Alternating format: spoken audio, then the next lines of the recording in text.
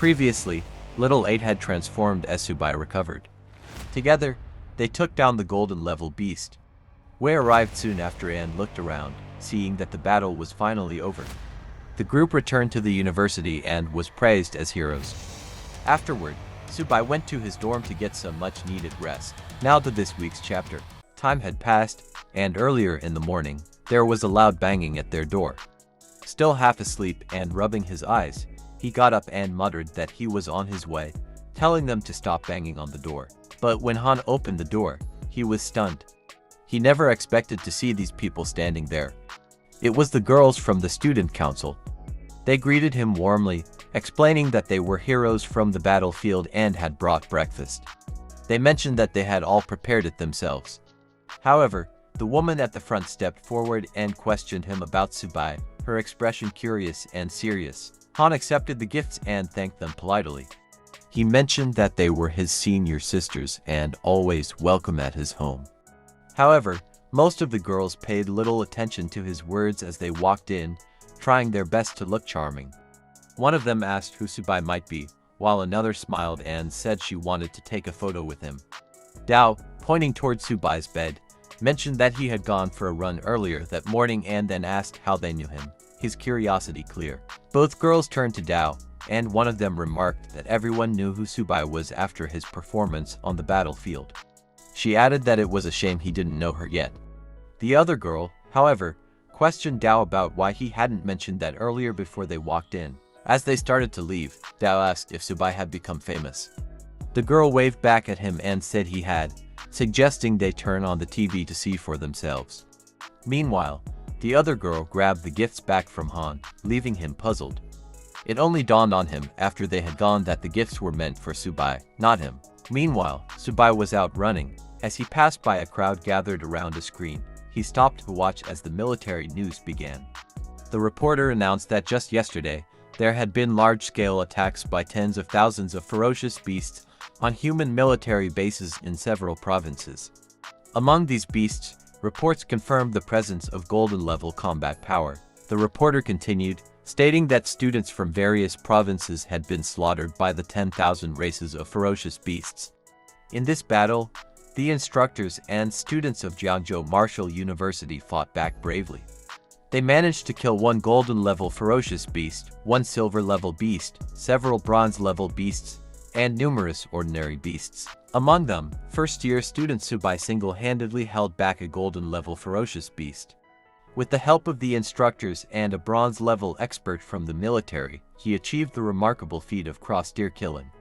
While all other lines were defeated, Jiangzhou Martial University emerged victorious. In recognition of their efforts, the country's military decided to collectively award the participating students and instructors from Jiangzhou Martial University with a second-class merit.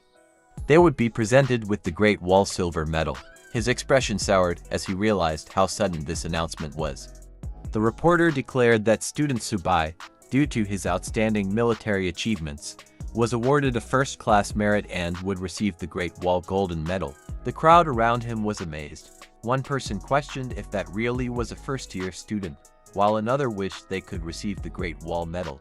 A girl screamed out that she wanted to meet Subai. Seeing their reactions, he covered the side of his face and quickly tried to escape the crowd. Just as he thought he was in the clear, a girl yelled that she wanted to start dating him. Moments later, he found himself on the side of a building, sighing in relief, thankful to have finally gotten away from the crowd. Just as he relaxed, his phone rang. Seeing it was his little sister, he answered, but before he could say hello, she screamed that she had seen him on TV. He tried to tell her that he had seen it too, but she spoke over him, saying their mom and dad wanted him to come home for a while so they could have a meal together to celebrate his achievement. His father smiled with joy and spoke up, expressing how proud he was of Subai's achievement.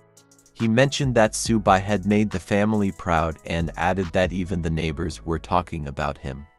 His mother then leaned in with a happy smile and mentioned that a family member had called. She wanted to introduce him to a friend of hers. His sister, however, quickly chimed in, saying that he needed to return quickly, or there wouldn't be much of a front door left.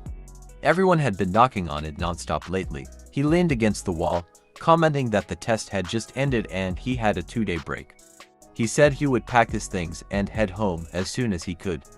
His sister then joked, saying that since he was now famous, their dad could stop working so hard, and Subai could take care of them all. He just laughed at her comment before hanging up. Later in the day, Subai made it back home, only to be greeted by someone from the town who shouted that the hero was back. The person urged everyone to come out and greet him. Subai was completely confused, wondering why everyone was looking at him. As he made his way through the town, many of the people came forward to greet him. One person commented that it was good to see him, while another called him the hero of the town and asked if he remembered them, mentioning that they had used to look after him. Suddenly, his family arrived. His parents called out to him, and his sister rushed toward him, screaming that he was finally back. As they walked together, one person from the crowd called out, inviting Subai to her house for seafood dumplings, while another offered to treat him to a steak meal.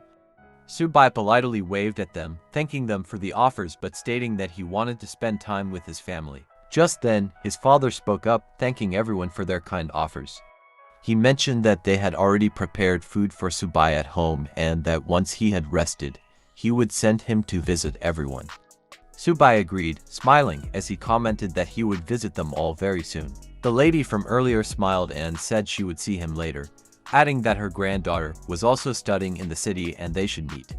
The man who had invited him to the steak meal then interrupted, stating that the lady's granddaughter wasn't worthy of him and that he had the perfect match for Subai.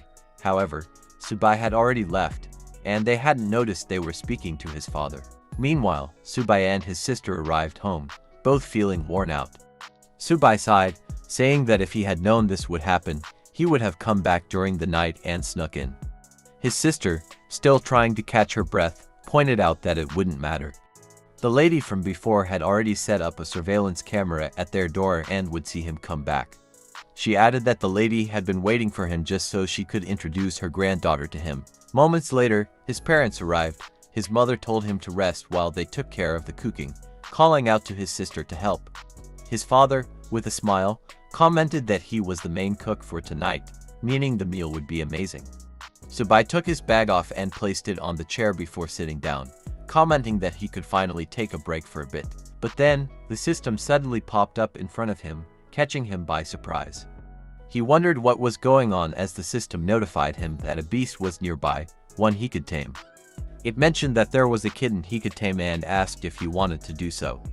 Subai recalled the system's auto-find function, which helped locate such opportunities. His sister, noticing his puzzled expression, questioned what was going on. Subai turned to her, asking if the family had gotten a kitten. She walked over and explained that they had gotten a kitten, which was over there eating. Subai was confused about how his family kept finding these beasts he could tame and joked, thinking it might be a skill one of them had. With an odd expression, Subai didn't know how to explain the situation to her. His sister noticed his puzzled face and asked what was wrong. She then gently pet the kitten on the head and continued, explaining that a few days ago, she had run into the kitten, named Bai, and brought it home to raise since it was a stray. Subai smiled at his sister, thinking about how much she liked the kitten and trying to figure out a way for her to give it to him. Just then, the system displayed the beast's stats, revealing that the kitten had a hidden bloodline of the white tiger sacred beast. The system noted that it would grow and, with time, could even take down gods, evolving through eating, just like his turtle. The system then asked if he wanted to tame the kitten. In shock, Subai screamed that the stray kitten was actually a member of the white tiger beast lineage. Without hesitation, he pressed yes, and the kitten, looking at him with understanding, acknowledged that Subai was now its new master. His sister noticed the change and remarked that Bai seemed to like him. Subai realized he would have to figure out a way to deal with his sister later, but for now, the situation was clear. Subai did his best to be gentle as he leaned down to his sister, saying he had something to discuss with her. He explained that he was a beastmaster and asked if he could take Bai with him. Before he could finish, she screamed at him, saying there was no way he could take Bai. She quickly picked up the kitten and declared that he couldn't take Bai away, especially since he already had their dad's turtle. Subai calmly responded that they could still sort something out, trying to reason with her while figuring out how to handle the situation. She ran off, shouting that she didn't want to give up Bai. Subai called out to her, asking if she wanted the laptop she had always wanted. Moments later, he found himself chasing after her, asking if she wanted the dress she had been eyeing for a while. But as she ran, she screamed that she didn't want any of it and that Bai was staying with her. Their mother, who had been watching the scene unfold, stood there with a raised eyebrow, clearly wondering what was going on. 2 days had passed, and Subai made his way back to the university, thinking about how much of a pain it had been to get Bai from his sister. But he understood it was worth it. As he walked through the campus, 2 students noticed him. One commented that the person walking by was really Subai. The other student agreed but then questioned why he had a cat with him, asking if he was a cat lover. Meanwhile, Little 8 commented that this was the school the boss attended and said he would keep an eye out for him. Bai, however, looked annoyed and told Little 8 to move over, complaining that he was squashing him. Meanwhile, as Subai walked back to his dorm, 2 guys commented that he was the one who had received the medal. The other agreed but questioned why he looked like a normal person, not understanding why all the girls were chasing him when he wasn't that good looking. A lady overheard their conversation and turned back to get a closer look at him. Subai heard them and thought to himself that he might have to start wearing a mask to hide his identity. As he continued walking, Subai thought he could finally get some rest soon. But just then, an announcement echoed through the university. It stated, "Attention, Subai, please come to the principal's office immediately." He looked up, wishing he could just get back to his dorm, but his curiosity took over. He wondered what the principal of the school could possibly want with him. Thanks for watching. If you enjoyed it, please subscribe and like. It really helps me out.